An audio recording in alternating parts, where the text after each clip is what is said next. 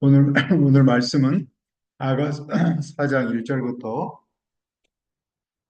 16절입니다. 요절은 4장 7절입니다. 한번 읽어봅시다.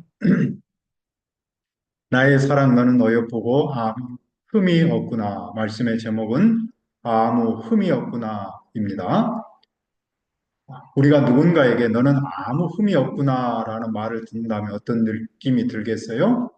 아마도 우리의 마음은 감격과 기쁨으로 가득 찰 겁니다. 하지만 현실적으로 우리는 흠이 있고 실수하고 때로는 부끄러운 모습을 보이기도 하죠. 그런데 오늘 말씀에서 신랑은 신부를 향해 너는 어여쁘고 아무 흠이 없구나라고 고백합니다. 이 말씀은 무슨 뜻이며 오늘 우리에게 주는 메시지는 무엇입니까? 첫째, 사랑의 아름다움. 오늘 말씀은 신랑이 신부의 아름다움을 노래하는 장면으로 시작합니다. 이 노래는 생생한 이미지로 가득하며 신부의 아름다움을 시적인 언어로 묘사합니다. 먼저 1절을 봅시다. 내 사랑 나는 어여쁘고도 어여쁘다. 노을 속에 있는 내 눈이 비둘기 같고 내 머리털은 길르앗 산 기슭에 누운 염소떼 같구나. 신랑은 먼저 신부의 외모를 노래합니다. 그녀의 눈을 비둘기에 비유합니다. 비둘기는 일반적으로 순결을 상징하죠. 따라서 신랑이 볼 때 신부의 눈망울은 순결하며 맑습니다. 이어서 신랑은 신부의 머리털을 길러 산기슭에 누운 염소떼에 비유합니다. 이것은 그녀의 검은 머리카락이 윤기 있고 아름답다는 뜻입니다. 또한 신랑은 신부의 이를 묘사하는데 털을 깎고 목욕하고 나오는 깨끗한 암양에 비유합니다. 신부의 이는 희고 정연하게 배열되어 있어서 빠진 이가 하나도 없습니다. 신부의 입술은 홍색 실과 같고 입은 아름답고 ጳ면 쪼개놓은 석류처럼 생기가 있습니다. 그녀의 목은 다윗이 쌓은 망대처럼 우아하고 웅장하며 그곳에는 용사들의 방패 1,000개가 걸려 있습니다. 또한 신부의 가슴은 백합한 사이에서 불을 뜯는 쌍둥이 어린 사슴처럼 사랑스럽고 풍성합니다. 이처럼 신랑은 신부의 외모를 세밀하고 아름답게 묘사합니다. 이러한 표현 방식을 와스프라고 불러요. 그것은 아랍어로 묘사라는 뜻입니다. 신체의 아름다움을 강조하는 정통적인 시적인 기법입니다. 그렇다면 신랑이 신부의 외모를 이렇게 세밀하게 묘사하는 이유는 무엇일까요? 신랑과 신부의 사랑에는 단순한 감정적 교감뿐만 아니라 신체적 아름다움도 중요한 요소로 작용한다는 겁니다. 하나님께서 인간을 창조할 때 육체를 함께 만드셨으며 육체는 결코 악한 것이 아닙니다. 오히려 육체의 아름다움은 하나님이 주신 선물이며 사랑의 중요한 요소로 작용한다는 거죠. 그러므로 오늘 우리도 몸을 소중히 여기고 잘 관리하는 것은 대단히 중요합니다. 신랑은 신부의 아름다운 외모를 노래한 후에 무엇을 합니까? 신랑은 날이 저물고 그림자라 사라지기 전에 몰약산과 유향의 작은 산으로 가고자 합니다. 여기서 몰약산과 유향의 작은 산은 신부를 가리킵니다. 신랑은 신부에게 가려고 합니다. 왜 신랑은 신부에게 가려고 합니까? 7절을 다시 한번 봅시다. 나의 사랑, 너는 어여쁘고 아무 흠이 없구나. 신랑은 단순히 신부의 외적인 아름다움뿐만 아니라 그녀의 내면까지도 아름답다고 고백합니다. 신부는 완벽한 존재가 아닐지라도 신랑의 사랑 안에서 흠없는 존재입니다. 어떻게 신랑은 신부에게 너는 흠이 없구나라고 말할 수 있습니까? 신부가 정말로 흠이 없는 완벽한 존재이기 때문일까요? 아니면 신랑이 사랑으로 그녀의 허물을 덮었기 때문일까요? 인간은 누구나 연약하여 흠이 없는 사람은 없습니다. 하지만 사랑은 모든 허물을 덮습니다. 신랑은 신부를 사랑하기에 그녀의 부족함보다 아름다움을 먼저 봅니다. 이것은 단순한 인간적 감정의 표현이 아니라 하나님께서 자기 백성을 향한 사랑을 상징합니다. 하나님은 오늘도 우리를 향해 이렇게 말씀하십니다. 너는 어여쁘고 아무 흠이 없구나.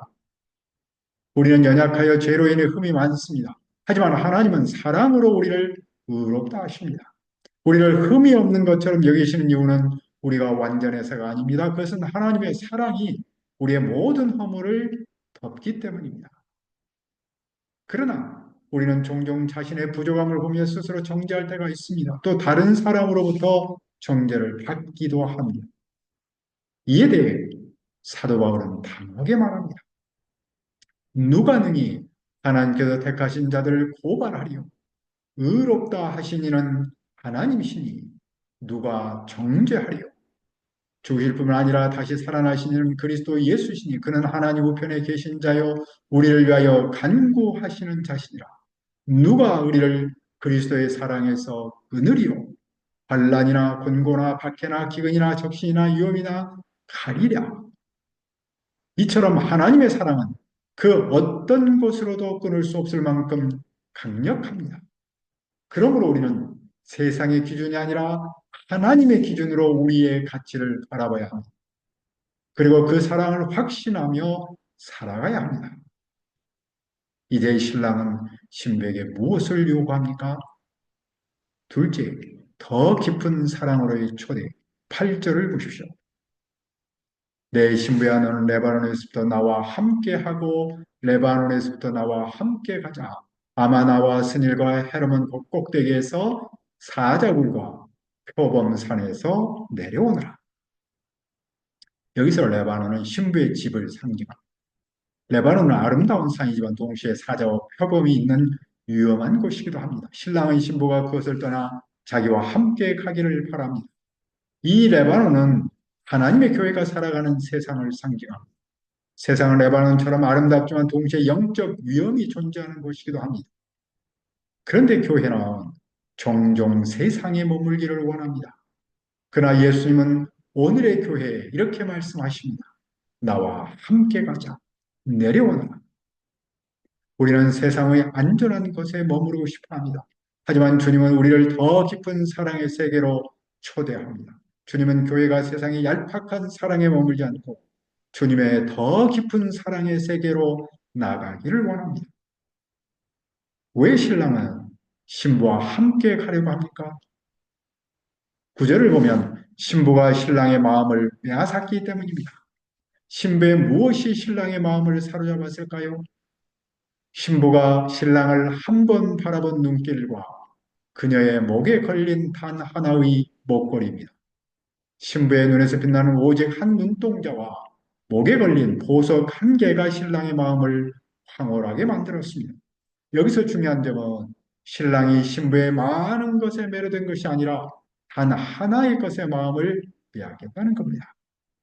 그렇다면 오늘날 우리에게 있어서 그 한 가지는 무엇일까요? 그것은 바로 주님을 향한 우리의 사랑입니다. 주님을 향한 우리의 사랑은 이웃을 향한 사랑으로도 나타납니다. 우리가 그 한 가지, 즉 사랑을 갖출 때 주님으로부터 사랑받는 신부가 됩니다. 신부를 향한, 신랑을 향한 신부의 사랑은 얼마나 아름답습니까? 10절에서 신랑은 신부의 사랑을 이렇게 칭찬합니다. 네 사랑은 포도주보다 진하고 포도주는 사람을 기쁘게 하고 약한 자를 강하게 하고 사랑도 마찬가지입니다. 사랑은 기쁨을 주며 힘을 공급하는 능력이 있습니다. 신랑은 신부의 사랑 속에서 이러한 힘을 발견하고 그것을 아름답다고 찬양합니다. 또한 신부의 향기는 각양향수보다 더 향기롭습니다. 향기는 영향력을 상징합니다. 사랑은 단순한 감정이 아니라 주변 사람에게 은혜를 끼치는 능력입니다. 진정한 사랑을 가진 사람은 그 사랑을 통해 다른 사람에게 선한 영향력을 미칩니다. 이어지는 11절에서는 신부의 입술에서 꿀방울이 떨어진다고 말합니다. 이는 신부가 하는 말이 얼마나 아름다운지를 나타냅니다. 사랑이 가득한 사람은 아름다운 말을 하며 사람들에게 생명을 주는 언어를 사용합니다. 또 그 의복에서 나는 향기가 레바논의 향기 같습니다. 이 표현은 신부의 품격과 고귀함을 뜻합니다. 사랑이 충만한 사람은 향기로운 말과 행동을 통해 다른 사람에게 선한 영향력을 끼칩니다. 말은 사람을 위로하고 격려하며 살리는 힘이 있습니다. 사랑이 가득한 사람은 사랑의 말로 다른 사람을 살립니다. 이런 신부의 사랑은 어떤 열매를 맺습니까? 셋째, 풍요로운 동산. 12절을 보십시오. 내 누이 내 신부는 잠근 동산이요 덮은 우물이요 봉한 세미로고 신부는 잠가놓은 동산이 덮어놓은 우물이고 단든히 막아놓은 샘과 같습니다. 이 표현은 신부의 순결을 상징합니다. 신부의 아름다운 사랑은 그녀의 순결에서 왔습니다. 어떻게 신부는 순결을 지켰습니까? 말씀은 잠근, 덮은, 봉안을 강조하는데 모두 수동태입니다. 이는 신부가 스스로 순결을 지킨 것이 아니라 누군가에 의해 보호받고 지켜졌음을 의미합니다. 즉, 신부의 순결은 신랑의 도움으로 지킬 수 있었습니다. 우리는 이런 신부의 모습을 오늘날의 교회에 어떻게 적용할 수 있습니까? 교회도 신부와 같이 순결을 지켜야 합니다. 왜냐하면 사랑은 순결에서 나오기 때문입니다. 만약 교회가 혼합주의에 물들어 순수성을 잃고 세속화 된다면 사랑을 실천할 수 없습니다. 교회가 말씀에 대한 순수성을 지키고 그리스도께 온전히 헌신할 때 사랑의 힘을 나타낼 수 있습니다. 그러나 문제는 교회가 스스로 이 순결을 지킬 수 없다는 겁니다. 아담의 타락 이후 인간은 스스로 순결을 지킬 능력이 없습니다. 그러므로 교회의 순결은 오직 하나님의 은혜로만 지킬 수 있습니다. 우리는 순결을 지키기 위해 최선을 다해야 합니다. 동시에 우리는 성령님께서 우리의 순결을 보호해 주시도록 기도해야 합니다. 그러면 신부가 순결을 지킨 결과는 어떠합니까? 13절로 15절을 보면 신부의 동산에는 석류와 맛있는 과일들, 고벨꽃과 나르드 풀이 자라납니다. 또한 각종 으뜸가는 향료들이 가득합니다. 무엇보다도 처음에는 잠겨있던 동산이 이제는 울창하고 아름다운 숲이 되었습니다. 작은 덮인 우물이었던 신부는 이제 넓고 깊은 생수의 샘이 되었고 공해졌던 샘은 이제 거대한 강이 되어 쏟아지고 있습니다. 이제 신부는 생명을 소생시키는 존재가 되었으며 목마른 자들에게 물을 주고 온 땅을 풍요롭게 하는 동산으로 성장했습니다. 이제 신부는 무엇을 원합니까? 16절을 보십시오. 북풍아 일어나라 남풍아 오라. 나의 동산에 불어서 향기를 날리라. 나의 사랑하는 자가 그 동산에 들어가서 그 아름다운 열매 맺기를 원하노라.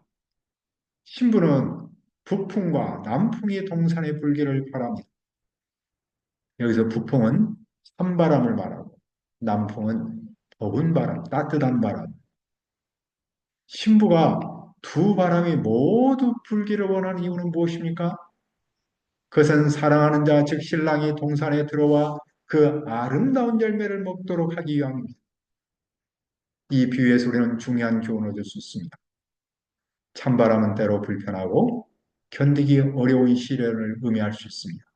반면 따뜻한 바람은 우리를 감싸는 위로와 평안을 상징합니다. 그러나 나무와 꽃이 건강하게 자라 아름다운 열매를 맺기 위해서는 찬바람도 필요하고 따뜻한 바람도 필요합니다. 두 바람의 교대를 불면 동산이 더욱 활기를 띠고 아름다운 열매를 맺을 수 있습니다. 이런 모습은 신앙의 세계에서도 마찬가지입니다. 우리의 신앙과 교회가 아름답게 자라려면 시험과 연단의 바람도 필요하고 은혜와 축복의 바람도 필요합니다. 즉 찬바람도 필요하고 따뜻한 바람도 필요합니다.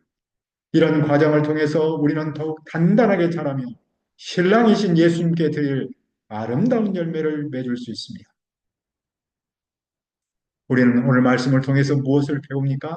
하나님께서 우리를 어떻게 바라보시는지를 깨닫습니다.